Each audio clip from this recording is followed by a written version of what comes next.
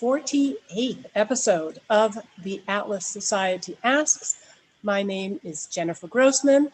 You guys know me now by JAG. I am the CEO of the Atlas Society. We are the leading organization introducing young people to the ideas of Ayn Rand with a specialty in creative vehicles like our pocket guides, our animated videos, and narrative. Today, speaking of someone who has a fascinating narrative, we are honored to be joined by Professor Jason Hill, author of We Have Overcome. I'm going to get to his biography, but I just want to remind all of you now that we are just streaming across the spectrum. We are streaming on YouTube, on Facebook, on LinkedIn, on Instagram, on Twitter. Of course, we have our diehard regulars joining us here on Zoom. So please start getting your questions teed up. You know how to just type them in to the chat or into the comment stream. So Professor Jason Hill is a philosophy professor at DePaul University in Chicago. He is the author of 4 books, including, as I mentioned, We Have Overcome, An Immigrant's Letter to the American People, which I also highly recommend on Audible. His 5th book, What Do White Americans Owe Black People, is scheduled for publication in October 2021. Professor Hill is an immigrant from Jamaica.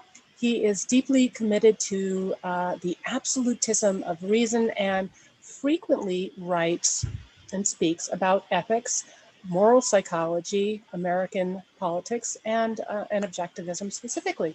Jason, welcome again. Thanks for joining us. Thank you for having me. So we were chatting a little bit before we went live, and I just was mentioning that I was particularly taken by your story, and I'm so glad that you included some of that in your most recent book. So you were born and raised in Jamaica. Your book encapsulates the story and that of others that you share with us emigrating to the United States. For you, it seems to me, a kind of spiritual journey, which you began as a teenager. There was a political element, having witnessed socialism's destruction of your birth country. There was a familial element entwined with your father's aspirations and his struggle. And of course, there was a philosophical element as well. Would you share with us a little bit about that journey and how it continues to shape your ideas today? Sure. Thank you so much for having me.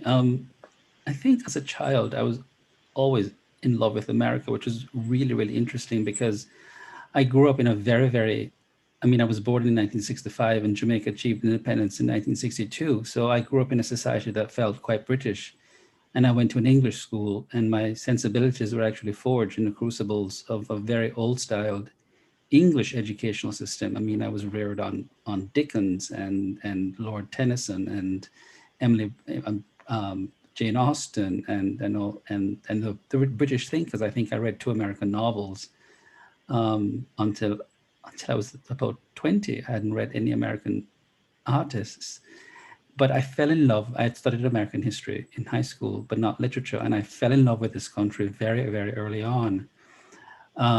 Because something in my teenage years and in my early years thought of America as a great adventure place, a place where I could sort of rewrite the story of my life. And it was going to be this grand canvas on which I could encode or inscript a narrative of who I wanted to become.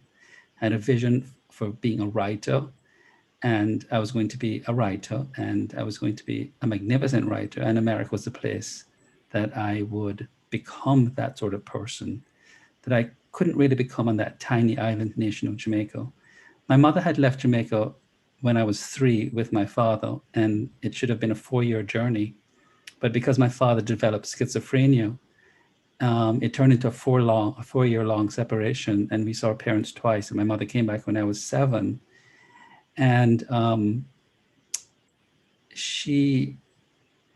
I had a very formal education, as I said, and it was a brilliant education. I was reading from the age of 4 and then reading Dickens and Dostoevsky and so on by the time I was 7 or 8, these 800-page novels. But my mind, for some reason, Jennifer, was always just affixed to America, that America was a place where I belonged. I don't know why. I wasn't reading American novels, but I was watching American TV, by the way. And I thought I need to go to America. And my mother thought we were way too young. And so my grandmother sponsored my mother. She had a green card. And my mother said, I'm coming. I can't support you. I can't pay your college school fees, but I'm coming to give you moral support. And so at 20, we decided to come. I had read a great deal of philosophy by the time I was 18, and a great deal of literature, of course. But at 19, while I was being trained as a journalist and working as a journalist, a friend gave me this book called Atlas Shrugged, and I didn't do anything with it. And she gave me a book called The Fountainhead, and I didn't do anything with it. Then she summoned me to her house and she said, you've got to listen to this recording of this woman. Her name is Ayn Rand. I said, I know, you've given me two of her books. And she said, well, it's a lecture called The Sanction of the Victims. And it was a talk that she gave in New Orleans. So it was a very hot day, and I sat on this cold concrete tiled floor and heard this thick Russian accent. And I said, who the hell is this woman? She said, Ayn Rand. I said, I know, you've given me her books and I haven't read them. And there began this enormous journey that would change my life and my way of thinking. And Rand, of course, started out by saying, I must announce that I'm not an economist and I have no purely economic advice to give you. I sat riveted listening to this conversation. And the conversation was, the talk was barely over when I ran back to my house and I started The Fountainhead, and I didn't like it. So I said, do you have any other books? She said, well, I gave you Atlas Shrugged. And I started Atlas Shrugged and I said, I don't like it. So she gave me the Romantic Manifesto and Introduction to Epistemology, Introduction to Objectivist Epistemology, which I tore through. And I said, I'm going to be a philosopher. Then I read The Fountainhead and I fell in love with it. And then I read Atlas Shrugged on my way to, well, I read Atlas Shrugged the following year, but I read The Fountainhead twice. And I said, okay, I'm going to be a philosopher. And Jennifer, that began the journey. Rand gave me a sort of, I'd been reading Nietzsche, whom I thought was quite unruly. And I'd read Kant, whom I thought was a horrible writer. And I'd read a little bit of other philosophers like Schelling and Schiller and some of the German idealists, but they struck me as horrible writers with interesting ideas. Then I read this woman who was a wonderful stylist and who had this extraordinary sense of life and an exalted vision for the luminous potential of man. And I thought, can one actually do this with one's life? So I originally thought I was going to be, and I wanted to be a novelist all my life, and I wanted to be a writer. And I thought, but could one become a philosopher? And so, you know, the following year, we left for America. And the story I tell is that, and I wrote an article in Salon, that I landed in America with my hand around my grandmother's back, with Atlas Shrugged kind of protecting her, with Ayn Rand under the aegis of Ayn Rand protecting her perspiring back as we left the airport. And that was it. I mean, my mind was made up that I was going to be a philosopher. Ayn Rand was the thinker that convinced me that philosophy it was possible to be a full-time philosopher and earn a living from philosophy. And that's such an interesting kind of path that you were introduced. Well, first it was the interview. It was hearing her voice, or her lecture. And then you kind of sampled the novels, and then really it was kind of the nonfiction. And interestingly enough, the Romantic Manifesto that kind of got you into the tracks, and then opened you to the rest of her oeuvre. So you talk about that very moving experience with your grandmother on the plane, with her dolled up and her pearls. And then, of course, within the book, you talk about your your experience coming to America and what you encountered, and that your impression was not one of sort of racist bigotry and institutional racism, but the American dream. The book was published in 2018, and so in many ways, your critique of the Black Lives Matter movement appears particularly prescient in retrospect. What is your movement today? Particularly, we're seeing this again, most recently in the past few nights in Minneapolis and the riots and the looting there. How does the mission of Black Lives Matter stand at odds with your personal experience and also with what you have as your vision for America?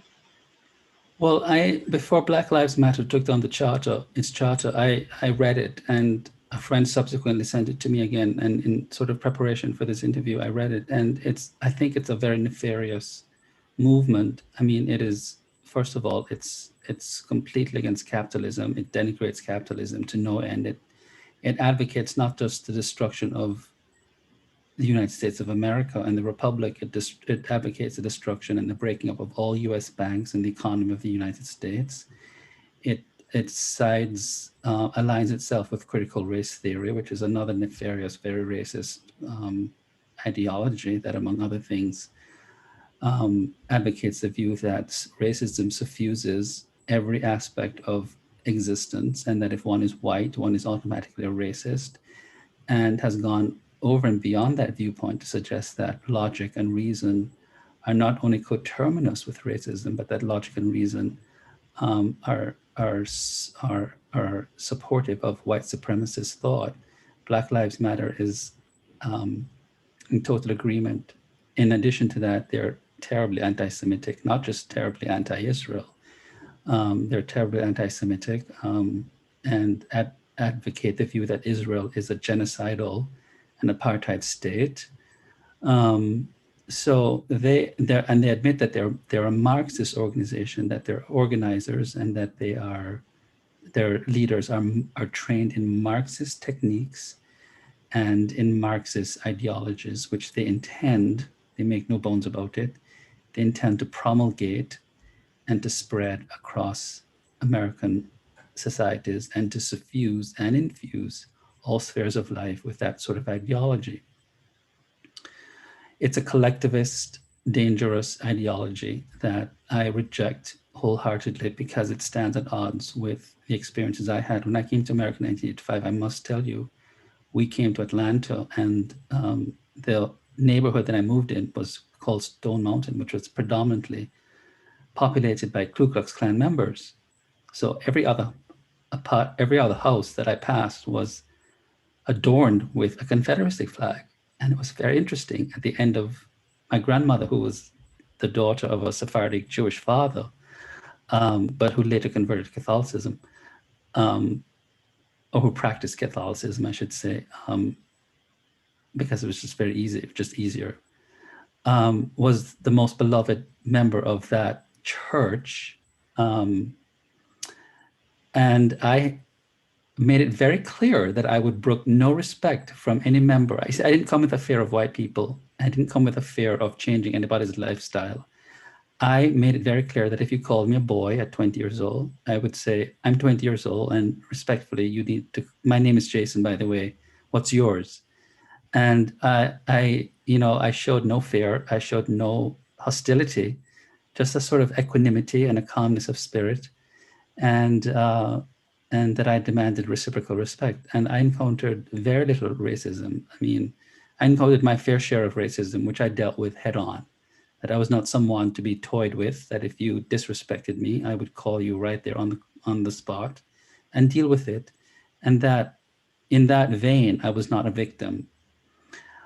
So Atlanta in 1985 was a fabulous place to be in, to live in. 15,000 Caribbean immigrants descended on Stone Mountain. And we used to say among ourselves, we're going to run those Klan people out of the community, not by intention, but just because 15,000 Caribbeans, all professionals, doctors, lawyers, bankers, my mother was an accountant, will terrify them, and they'll move. And they did. They eventually just left peacefully. So it was a joyous place. I worked 3 jobs and 45 hours a week to put myself through school before I won a scholarship to do my PhD. And it was a wonderful struggle. I worked from stuffing envelopes in a bank to returning checks with insufficient funds to people. I mean, I sold magazine subscriptions. I did everything, and I graduated in 3.5 years, magna cum laude, at the top of my class. I did not see a street.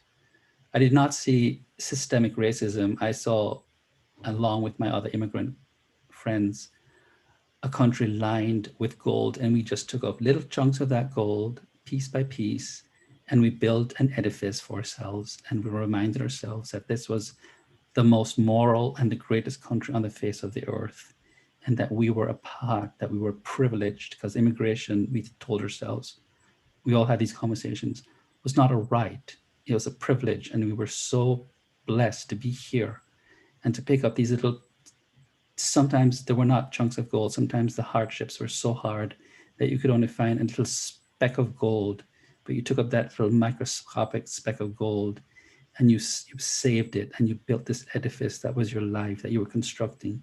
You had a vision, you had an ethos, you had principles, you had convictions, and you inoculated yourself against hardship by living by your values and your convictions. Not like Black Lives Matter, who sees a bigotry and racism and victimhood as a central part of one's identity. So I think they're paralyzing black children by telling them that their agency is expropriated every day, that they are nothing in this country, that they are hopeless, when Blacks and immigrants from all over, and Black Americans also in this country who don't buy into that narrative, make something remarkable of their lives.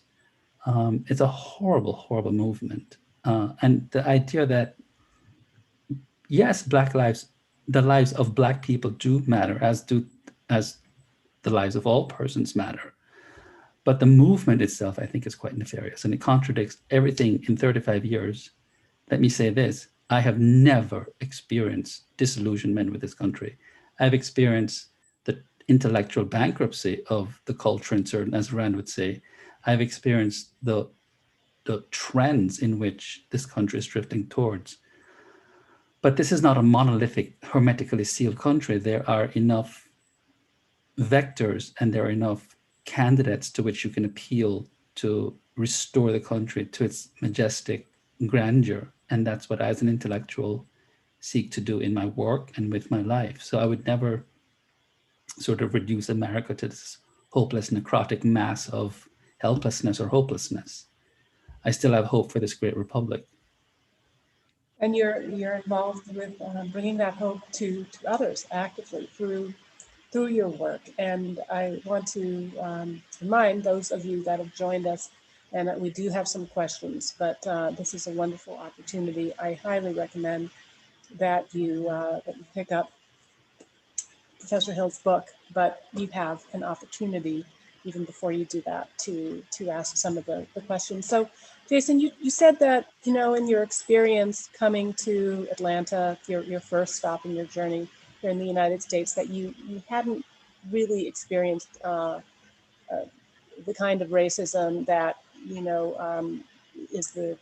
is almost the caricature that is being advanced by Black Lives Matter, but that as your academic career developed, that you did experience different kinds of sort of subtle racism, that that people wanted you to fit into a certain box and to kind of play your role in their narrative. How have you survived as someone who is a free thinker, someone who is an independent thinker, and who does not hold politically correct views? Has that been a struggle? It has not been a struggle, because I've sort of taken sort of inspiration from what a line that I think Rand attributed to one of her characters. I don't know who it was. Maybe it might have been Rourke. I'm not brave enough to be a coward. Do you remember that line? See the consequences all too clearly. I see the consequences all too clearly. That line has resonated with me so clearly, Jennifer, because when you cannot look in the mirror and meet your eyes squarely, you know that you're in big trouble. When you capitulate and you appease to your adversaries, then you know that you do not have the ammunition, moral ammunition, to fight the battles. That is to acquiesce in the face and to capitulate in the face of what you know to be egregious, and in other cases, quite nefarious, is to sell your soul out to the other side. And I've even before reading Rand, I just didn't have the kind of vocabulary or the kind of integrated system, but I still was an intransigent individual as a child that wouldn't capitulate to that sort of malarkey. It has not been a struggle. It has been exhausting to have to fight the orthodoxy. It's tiring on the body. It's tiring mentally. But at the same time, there is a respect, a self-respect, and a sort of emergent self-esteem that is a concomitant of living that sort of life that almost fills one with a sense of equanimity in the midst of one's exhaustion. So I look at that battle with the academy, and I've been censured, I've been canceled. I mean, I've been teaching Rand since I was a graduate student, and recently I love to teach her epistemology, having taken lots of classes in epistemology, and I was teaching her epistemology quite successfully for many years. And a couple of students broke down, had meltdowns. One woman was crying and saying, "You're teaching white supremacist thought." And I said, Ayn Rand is not a white supremacist. In fact, she's probably the least racist person you might have been likely to have ever met in the world. And I think she had one of the most eloquent sort of definitions and repudiations of racism as a barnyard version of collectivism. But they took the class away from me. They took the class away from me because we have sunk so low in terms of intellectual depravity that the student said that this emphasis on logic and certainty are constructs of racist, imperialist white men.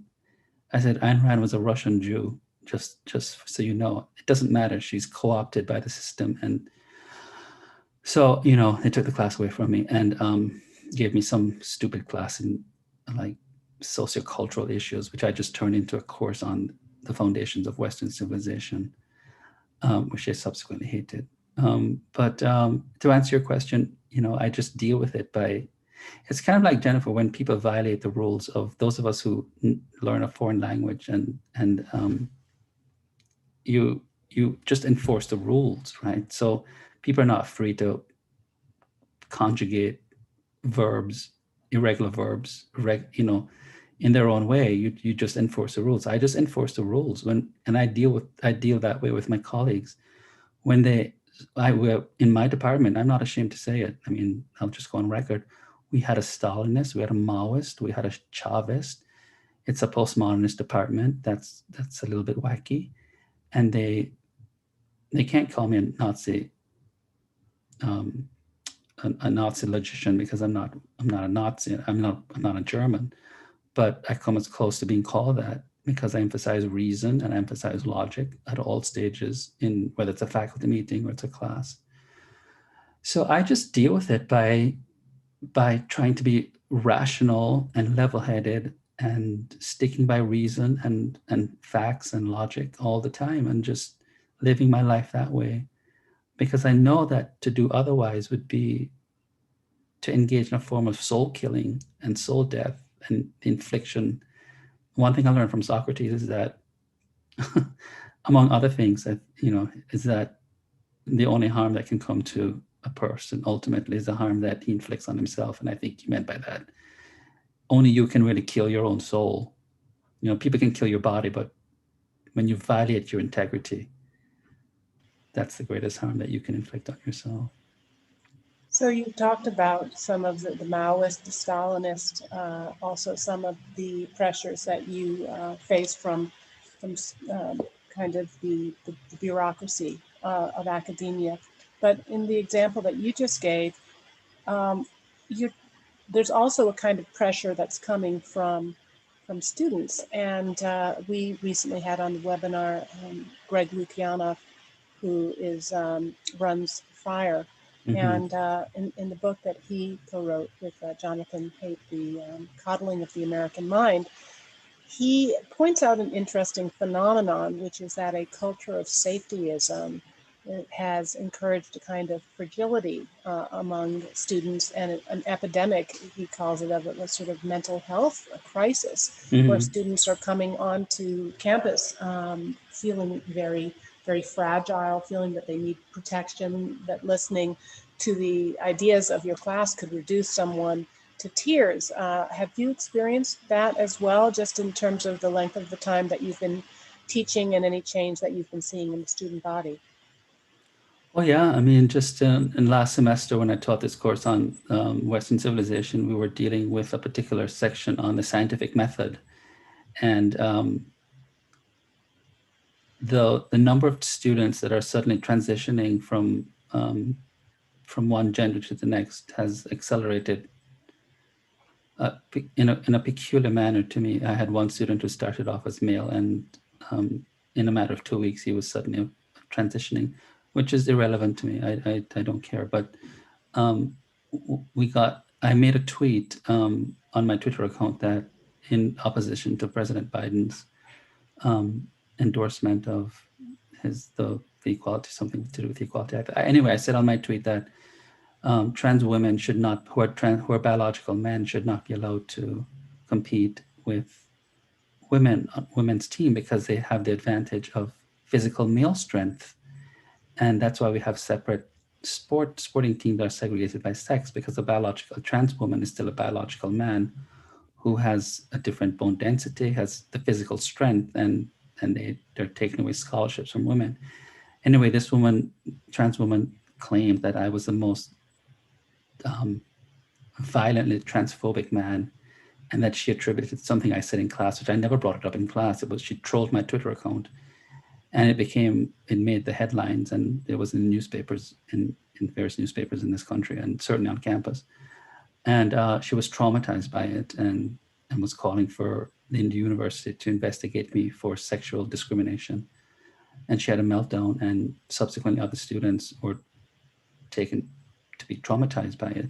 So, I mean, I see this all the time. Another student made a statement that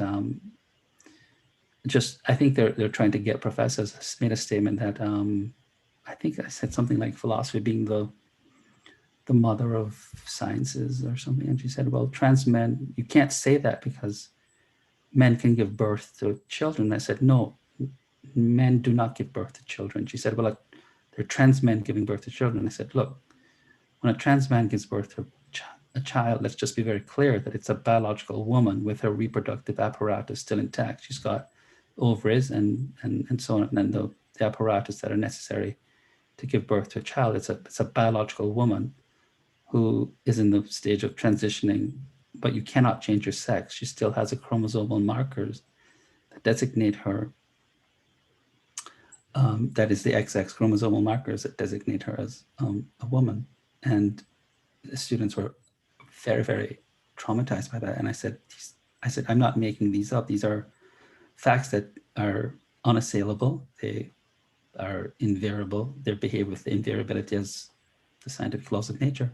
So, Jennifer, yes, you see this in the classroom becoming more increasingly common, where science itself is claimed in this case as being sexist, and the fragility of the students' egos are such that professors have to comport themselves, where I am being admonished for saying something like, when I didn't even raise it in class, they were sort of baiting me, that you cannot say that philosophy is the mother of all sciences because mothers don't only give birth, fathers now give birth because men are giving birth to children. And I said, that's I do not politicize my classroom. I do not. But I said, that's malarkey. That's scientifically untenable. It's not true. I'm stating a fact, an absolute. It's not true. Men do not give birth to children. Yeah, and it's also this, as Ayn Rand, I think, dramatized in Anthem, this control of the language.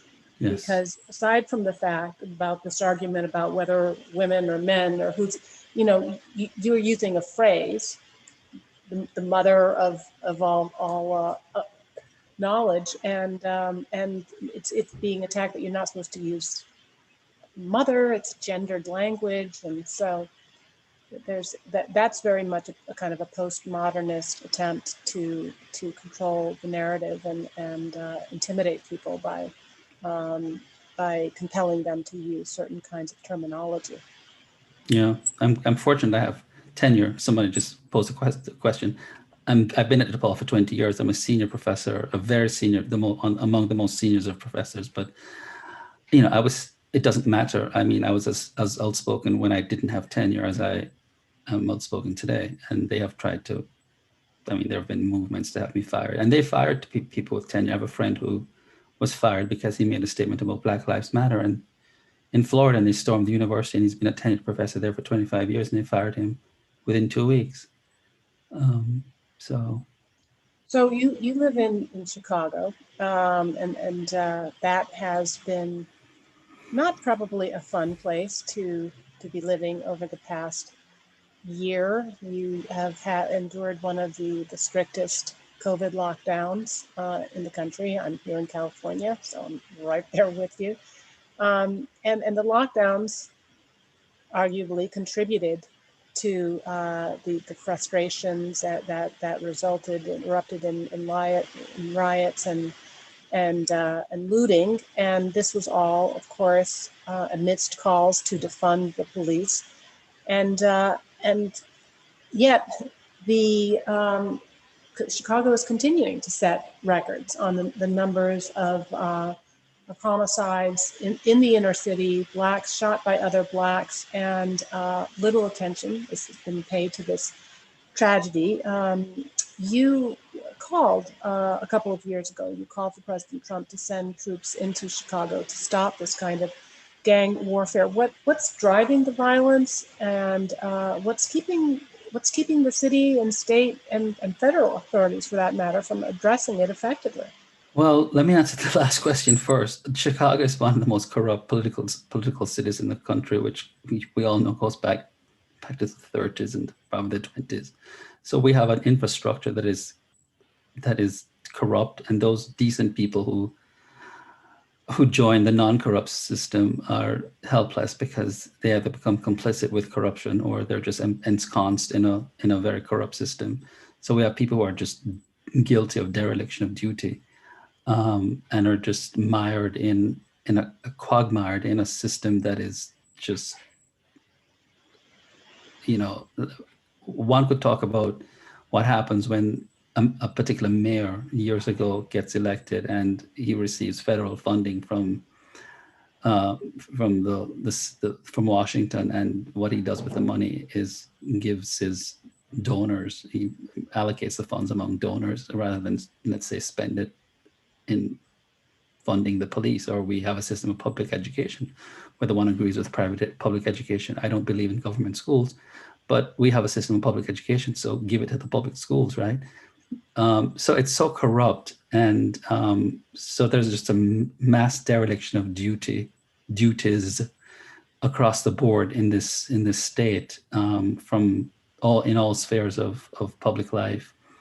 But I think more importantly is that what's going on is a reluctance to simply end the gang warfare. Like, we know where these gangs are and we know who they are. And it's just a reluctance to, well, police officers are vastly underpaid in this country, first of all. Many of them have to work 2 jobs to make ends meet.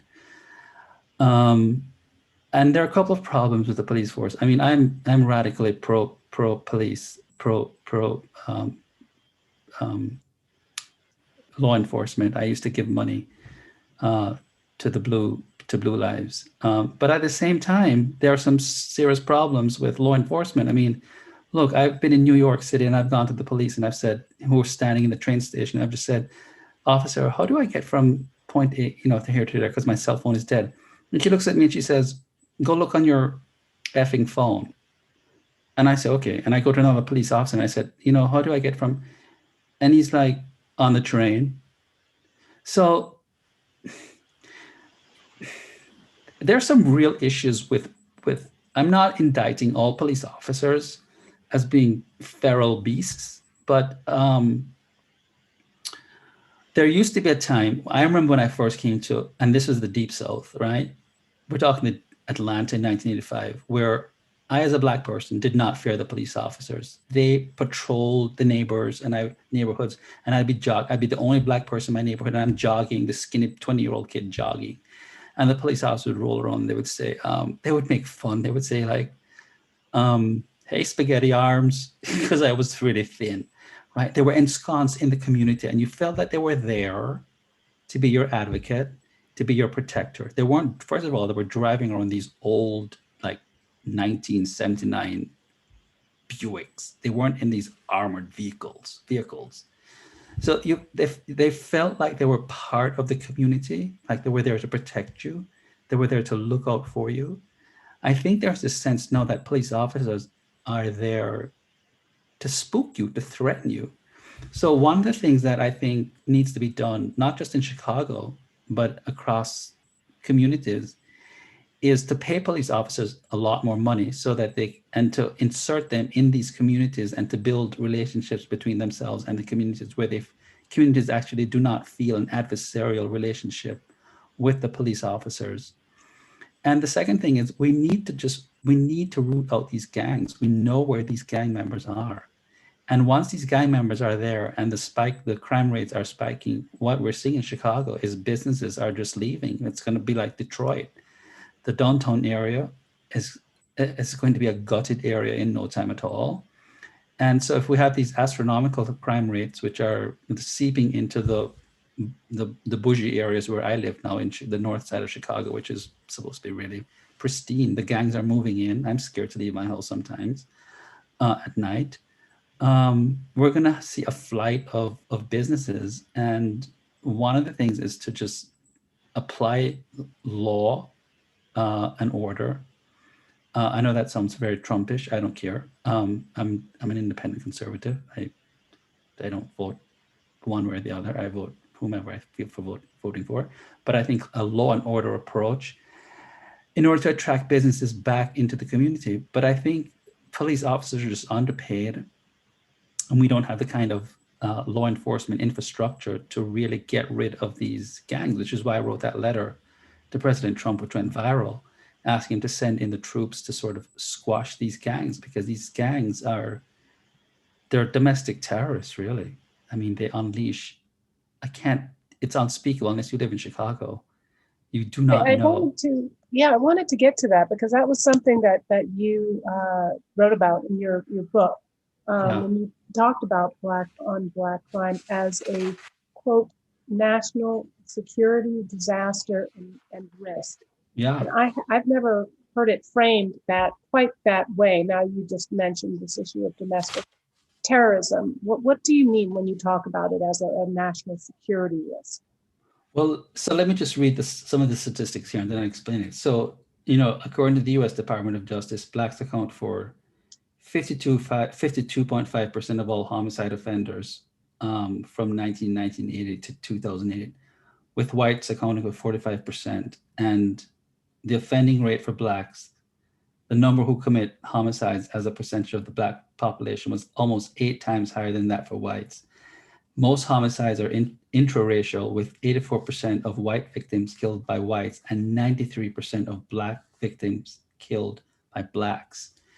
Now, that's pretty frightening, because what that speaks to me is a kind of slow. This is going to sound hyperbolic, and I try to be very measured in both my writing and my speaking, but it sounds to me like there's a slow growing genocide. Let me qualify that. That's too hyperbolic, but I'll use the metaphor, I'll use the term anyway, in a muted way. Just lower that term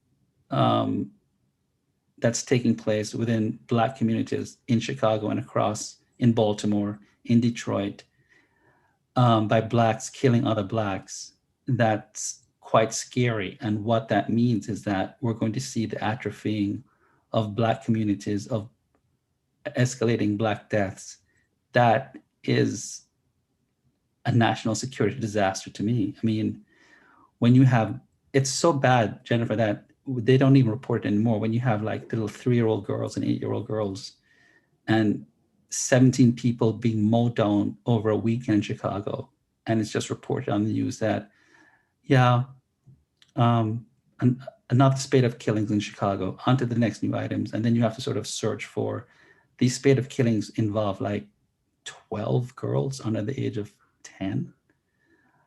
That's pretty serious.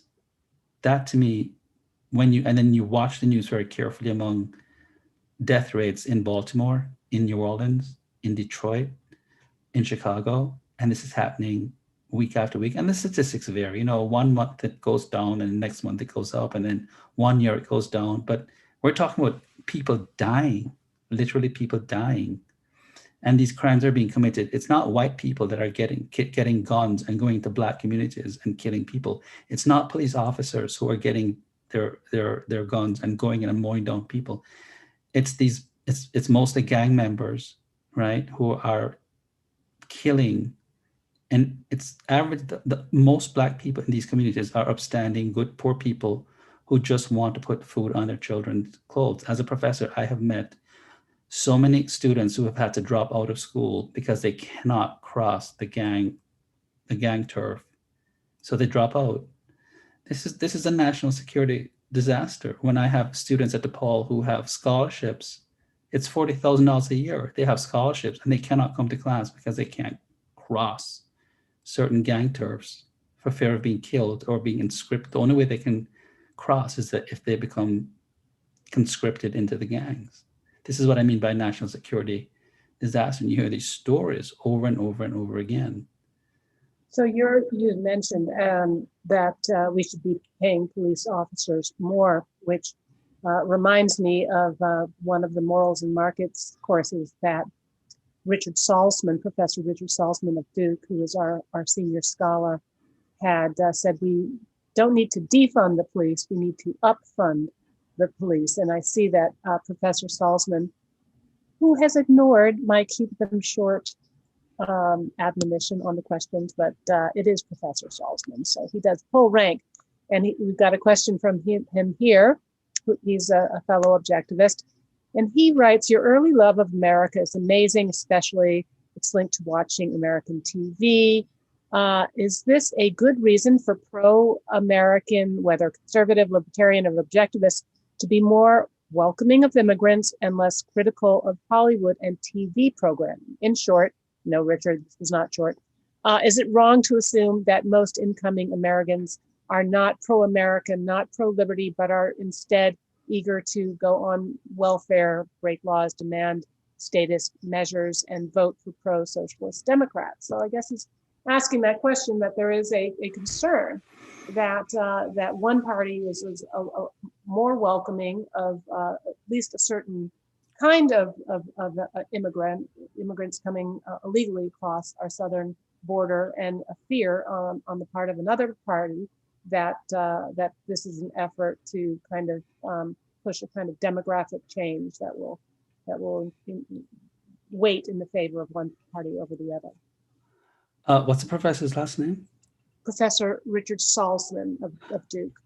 Professor Salzman. I've heard of Professor Salzman. Yeah, Professor, that's a great question. And I have to say, after 35 years of living in this country, that I have seen a marked change in the attitudes of a lot of immigrants who, and I say this as a professor of 25 years in a classroom and as someone who's traveled across the country and given so many talks, that today's immigrants, and I'm shocked, I mean, I speak with immigrants now of my generation, I'm 55, there's a marked difference in the immigrants that are coming today that, and I don't want to speak and make gross generalizations, But when immigrants of my generation and of my mother's generation came to America, I know when I came and I interacted with a lot of immigrants, not just from my school, but from other schools, there was no sense of entitlement. There was no sense that the government owed you anything, that the state owed you anything. In fact, I never collected Pell Grant. I never had government assistance. There was no sense that even I didn't have medical insurance. I mean, I had an appendectomy, and it cost me $6,000, and it took me years. I mean, I had quit my full-time job, and I got appendicitis like 2 weeks after quitting my full-time job with benefits. There was no sense of entitlement that the state should pay for this. Now, what really, really worries me, Jennifer and the professor, is that I see immigrants coming into this country, both legally and illegally, who think that they should have the right to vote. Now, I became a citizen. Came here with a green card, and I became a citizen after the period of qualification. I mean, 5 years. I became a citizen in 2002, and I came here in 1985. I didn't think I had a right to vote until I became a citizen. I see a market, and I think that the far left and the not so far left is selling a particular kind of narrative to immigrants now, that you have a right to vote, you have a right to a driver's license, you have a right to all these entitlements that are being sold. And I think that concern is very real. There was not that, the left at the time that I came to this country was not so far left that it was selling these kinds of narratives to immigrants, that you find the far left and the not so far left, just as to say the left, is now selling to immigrants as a way of buying votes. This was totally alien to the immigrants of my generation when we came here. So I think the professor is probably right that there are narratives and that there are ideologies that are being sold and pushed towards immigrants who are coming here, selling them entitlements, selling them that they have a right to be here. See, when I just felt that I'd won the lottery when I got to America. I didn't feel I had a right to be in America. I just thought, I won the lottery. I won the lottery. Because I was schooled to think that immigration is a privilege that's conferred on you by the host country that you're entering, that there are several criteria by which you are vetted, and assuming that you meet all the criteria, there are going to be no guarantees that you're going to be let in, that not everybody gets let in. And so count yourself lucky if you get let in. And so when I got let in, I was like, yes, I'm so lucky.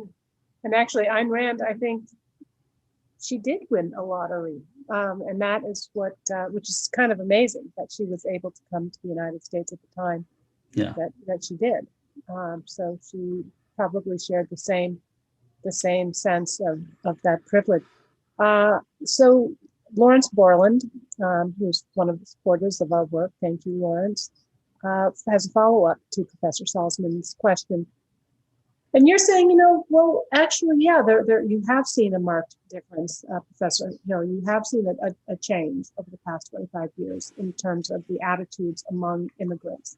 And Lawrence is asking, is that sense of entitlement any different than the shift that's happened? He's saying that the shift that's happened in a large percentage of Americans themselves, native-born Americans.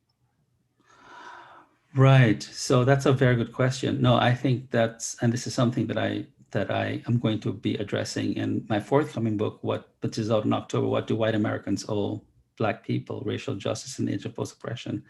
No, I think that this sense of entitlement is that the immigrant sense of entitlement is a macrocosm of a part of a large, a microcosm part of a larger macrocosm. That you do see this sense of entitlement, and you see it mostly in the kids in the classroom. That is a growing part of which is alarming to me, a growing part of the American parts of the American voice, shall I say, that more and more Americans feel that they're entitled to healthcare, that they're entitled to any number of services provided by others that they're not entitled to. You're not entitled to the efforts that other people generate on behalf of their own lives. But we see that through muddle thinking, through an inability of thinkers, including philosophers, well, let's just forget philosophers because they're just a dead breed and irrelevant and useless as, I don't know. But just through an absence of clear thinking and an exposition of what are rights and how to distinguish rights from entitlements, there are very few voices, public voices out there distinguishing what are rights and what are entitlements and what are privileges. And coupled with a mass cultural relativism that is growing like fungi across this country, where everyone thinks that whatever they feel, that their feelings are what adjudicate competing truth claims. We see that I just feel that this is my entitlement, and there are no rejoinders, there are no counterfactuals. And when I do encounter counterfactuals and rejoinders, guess what? I get to class them as racist, and I get to class them as oppressive, and I get to class them as being traumatic, that they traumatize me. And then there's an institution that punishes those people who claim that my rights claims, because they're not met, are those people who attack them are racist or sexist. So the whole thing is just one big gigantic mess that is bringing this republic to its feet. And yeah, I think I know how we got here. How we get out of it is going to take a great deal of work. But to answer the question, yeah, there is a growing sense of entitlement, and that's growing increasingly. So, and the immigrant vector of that section is just a microcosm of it. That's politicians are just exploiting those immigrants and using them as political pawns. But I think we should also not generalize, because I think when we looked at the Hispanic vote in Texas, not all, and Cuba, I mean, not all immigrants are susceptible. Some immigrants are fleeing. Look, some immigrants are fleeing despotic socialist governments and know what it's like to have socialism ruin their countries, and are not all. So immigrants are not a monolithic group, right? So I want to be careful here and be a little bit nuanced, and say that I have encountered vast immigrant groups also in my walks through life who saw socialism destroy their countries, saw nationalism destroy industries, and who were oppressed and will not be taken in by these race hustlers. We have, and we're actually, wow, the time has flown, but we were brought together, Professor Hill and I, by our admiration for Ayn Rand. And so we have a question from one of our viewers, John Fariello, who asks if you introduce your students to Ayn Rand, and if so, which books. We know that you introduced them to the Atlas Society, though you may not have known that you were introducing them to the Atlas Society with your pocket guide to postmodernism, that we didn't even know that. Yep. Yes. How do you? Because you're not teaching literature, but. Oh, well, I have a double major in literature and philosophy, but let me say that once I got to America as an undergraduate, I'm not by nature someone who likes to proselytize in speech. I proselytize in writing, but I became like a proselytizer of Ayn Rand's ideas. I spent like hundreds of dollars on my credit card as an undergraduate, stupidly, of course, putting Atlas Shrugged in my professor's mailbox saying, you must read this, not knowing, of course, that they hated Rand.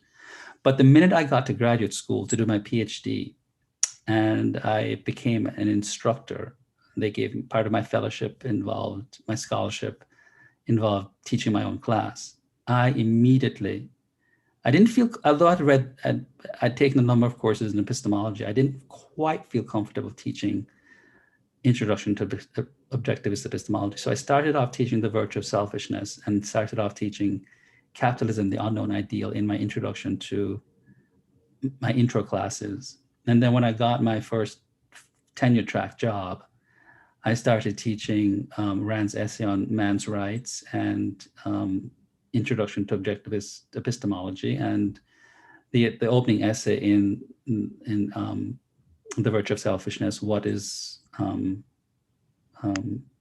that essay? The Objectivist Ethics. So, and then when I teach my survey, one of my specializations is, my main specialization besides ethics is, of course, political philosophy. So I teach a course on the survey of European political thought from the 13th century up to the 19th century. So I put Rand in conversation with Locke. And then I put Rand, when I teach the objectivist epistemology section, I put her in conversation with Aristotle. So I teach the organon and the posterior analytics in conjunction with Introduction to Objectivist Epistemology. And I show what Aristotle was doing in the organon, how Rand was improving, I think, on Aristotle in many ways. And it's a wonderful, it used until they took the class away from me. It was a wonderful exchange, between a conversation between Ayn Rand and Aristotle.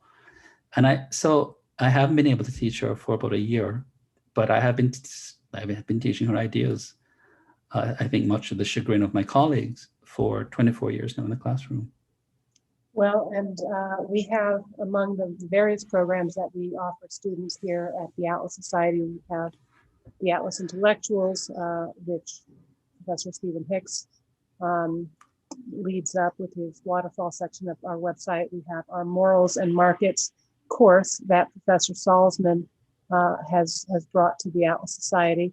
And we do have also our book clubs for the Atlas Advocates, and we also use that as an opportunity to introduce our young people to various authors. So perhaps we'll be able to convince you to come on and let us have the students read this and have a bit of a conversation with you as well.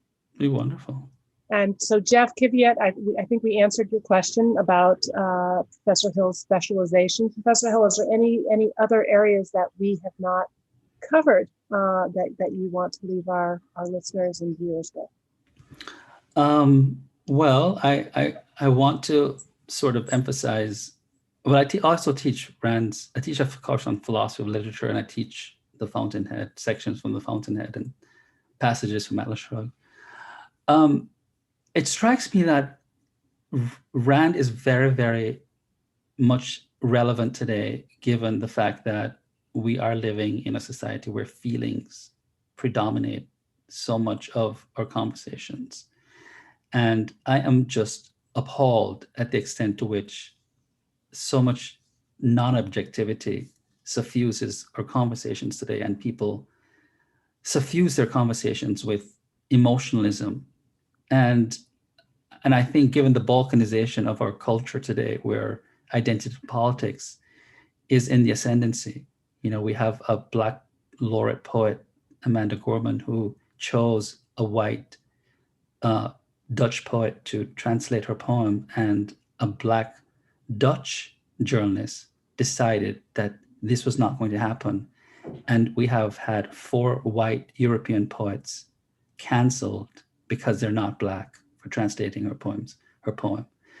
We are seeing identity politics rear its ugly head, and I think we're becoming so much more race conscious in this country. And Rand stood for the exact opposite of that. She stood for individualism. And I think there are so many people who are still clinging on to some kind of symbolic ethnicity to give themselves, riding on the social prestige of a particular ethnic identity, where I think we have to practice individualism, right? We have to practice some sense that and Rand, what I loved, I had read, and I still teach the Stoics, Zeno, Seneca, Marcus Aurelius, Musonius, but there's something which all of whom advocate the inviolate worth of the individual. But there was something about Rand embodying those values in her characters, which I've never seen before, maybe because she did it in fiction, that we have to simply, in our lives, communicate in indivisible worth of each individual life by practicing, by being walking practitioners of reason, individualism. And the other thing I want to say before we go, Jennifer, is that a lot of people are afraid to admit that they're admirers of Ayn Rand. There's just a lot of closeted Randianess out there. You don't have to be an objectivist. I mean, I live by a lot of objectivist principles. I prefer to say I'm a scholar. I'm a deep admirer of objectivism, because if for some people, if you deviate from one principle, you're not an objectivist and you're cast out. I'm a deep admirer of objectivism. I'm a scholar of objectivism.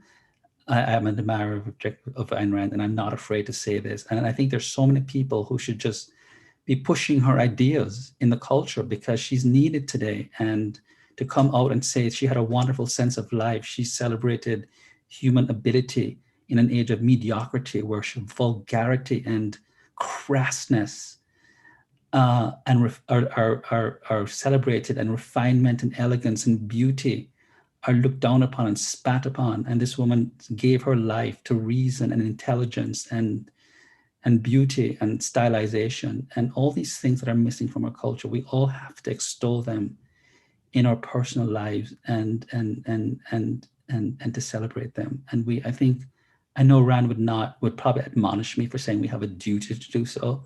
I don't think we have a duty, but I think given the way that ugliness and crassness are becoming, what she would say, not militantly bankrupt, or culture is not militantly bankrupt, it's so routinely bankrupt, that I take it as my responsibility to sort of suffuse the world with those values. And I would really like to see all of us in this world do this, because the world's becoming a very, very ugly, ugly place. And there's so much beauty in the world that just needs to be brought out and celebrated, because it is a wonderful world in the end. I mean, we're all beautiful people. If we could just bring ourselves to discipline ourselves to be walking practitioners of the best within what objectivism advocates. I agree, and I certainly see that in you, in your beautiful writing, in your beautiful story of the transformations, the various incarnations that you have been through.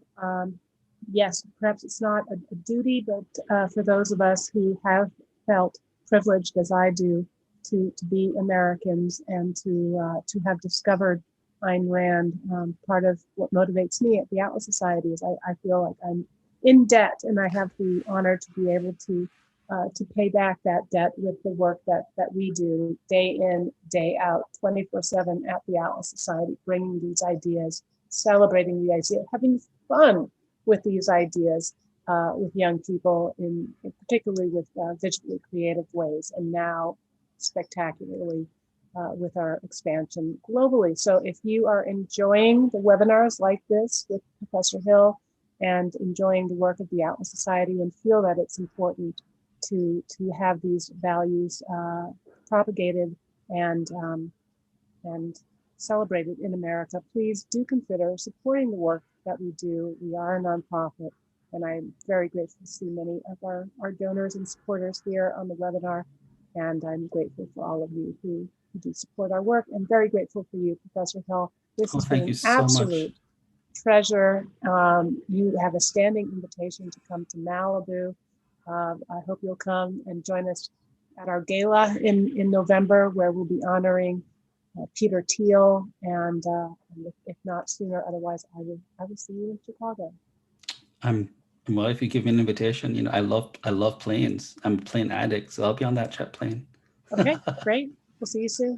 Okay, and we'll do a live webinar from here, Professor Hill and Jag at Malibu Fortress of Solitude. So great to see you. Thanks, everyone, and we will see you next week. All right, take care. Bye-bye.